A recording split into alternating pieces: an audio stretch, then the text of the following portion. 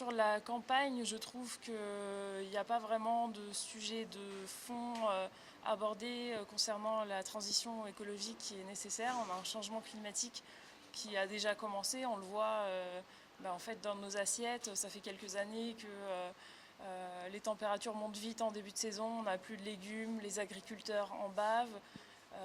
Suite au Covid, on a eu un réflexe de se dire tiens, on va consommer local, bio, plus responsable, et finalement 2 ans après on n'a rien retenu.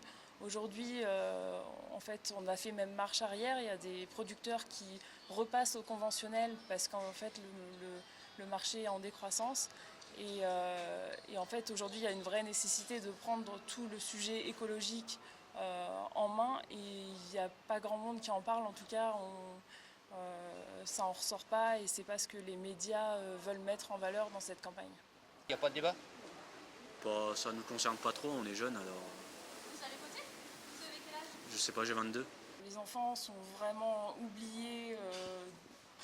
Le budget de l'éducation aujourd'hui c'est un budget comme un autre, on a la santé, l'écologie et on gère des sous mais pas des enfants et les enfants c'est notre avenir.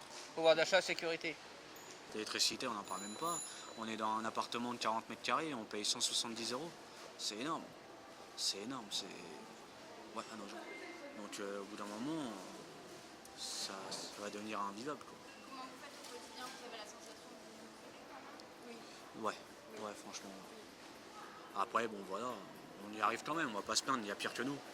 Il y a pire que nous, forcément, mais on essaye de se démerder quand même, quoi.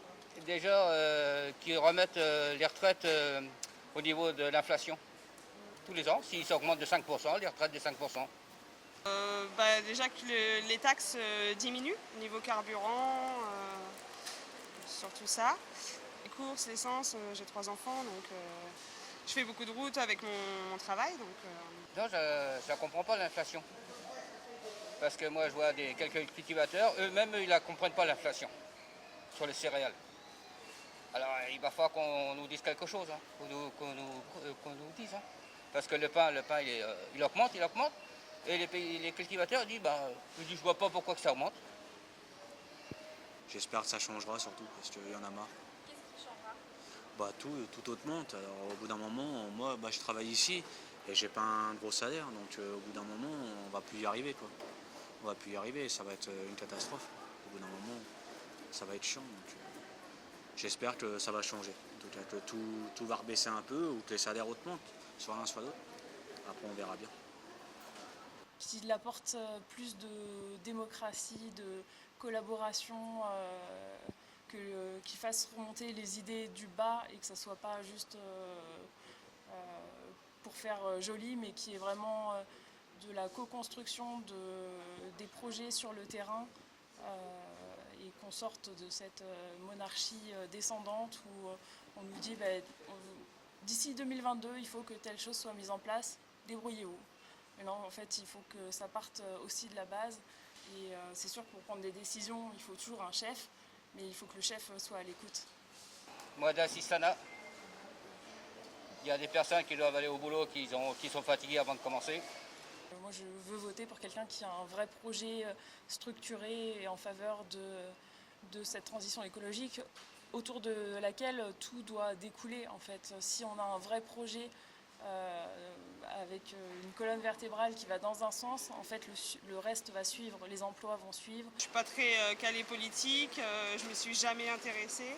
Je commence à m'y intéresser du coup, mais... Ça fait 40 ans que j'ai fait mon choix. Alors vous savez pour qui je vote.